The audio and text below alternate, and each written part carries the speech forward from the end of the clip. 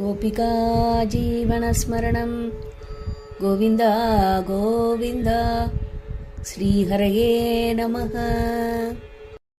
सान्द्रानन्दावबोधात्मकम् अनुपमितं कालदेशावधिभ्यां निर्मुक्तं नित्यमुक्तं निगमसदसहस्रेण निर्भास्यमानम् अस्पष्टं दृष्टमात्रे पुनररुपुरुषादात्मकं ब्रह्मतत्त्वं तत्तावद्भाति साक्षात् गुरुपवनपुरे अन्धभाग्यं जनानाम्।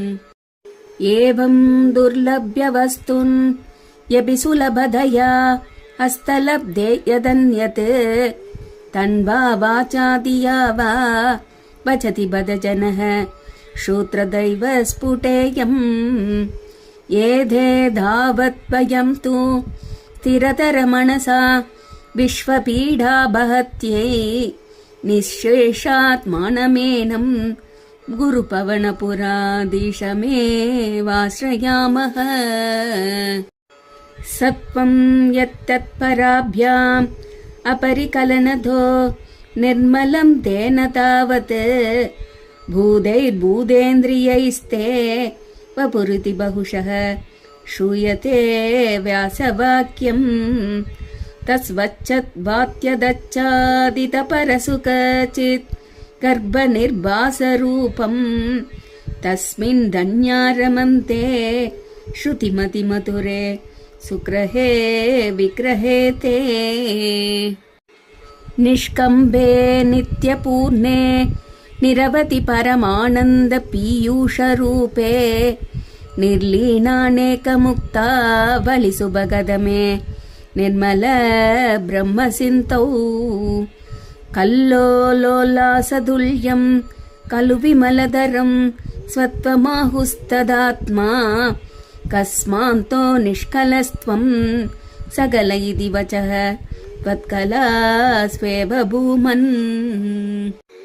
निर्व्यापारोऽपि निष्कारणमजभजसे यत्क्रियामीक्षणाख्या देनैवोदेदिलीना प्रकृतिरसति कल्पापि कल्पातिकाले। तस्याः संसुप्तमंशं कमपि तमधिरोधायकं सत्त्वरूपम् सत्त्वं धृत्वा तदासी स्वमहिमविभवा कुण्ठवैकुण्ठरूपम्। तत्ते प्रत्यक्रदारादरललितकलायावळी केलिकारं लावण्यस्यैकसारं सुकृतिजनदृशां पूर्णपुण्यावतारम्। लक्ष्मीनिस्सङ्गलीला निलयनममृतस्यन्दसन्दोहमन्तः सिञ्चः सञ्चिन्तकानां वपुरनुकलये मारुदाघारणाद। कष्टादे सृष्टिश्रेष्ठा बहुधर भवके दावका जीवबाजाम् इत्येवं पूर्वमाले चितमजितमया नैव मत्याभिजाने।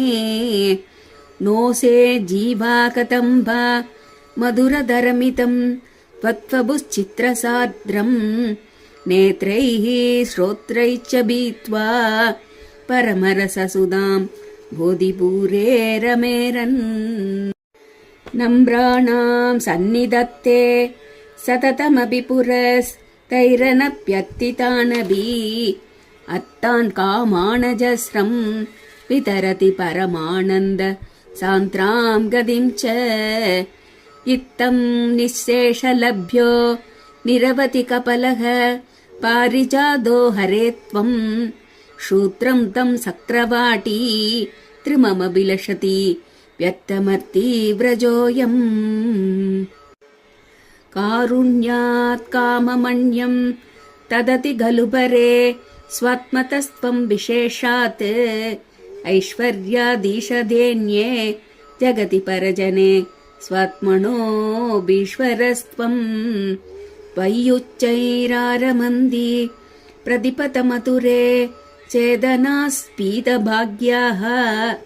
ತ್ವಂಶಾತ್ಮ ರಾಮಯೇ ವೇತಿ ಅದುಲ ಗುಣಗಣ ತಾರಸೌರೇ ನಮಸ್ತೆ ಐಶ್ವರ್ಯಂ ಶಂಕಾರದೀಶ್ವರ ವಿನಿಯಮಣಂ ವಿಶ್ವದೇಜೋಹರಾಣಾಂ ತೇಜಃ ಸಂಹಾರಿ ವೀರ್ಯಂ ವಿಮಲಮಪಿ ಯಶೋ ನಿಸ್ಪೃಹೈ ಶೋಭಗೀತಂ ಅಂಗಾ ಸಂಗಾ ಸದಾ ಶ್ರೀಃ ಅಖಿಲ ವಿದಸಿನ ವಾಭಿತೆ ಸಂಗವಾರ್ತಾ ತತ್ವಾದಾಘಾರವಾಸಿನ್ ಮುರಹರ ಭಗವತ್ ಸಪ್ತಮುಖ್ಯಾಶ್ರಯೋಸಿ ಗೋಪಿಕಾ ಜೀವನ ಸ್ಮರಣಂ ಗೋವಿಂದ ಗೋವಿಂದ ಶ್ರೀಹರಯೇ ನಮಃ.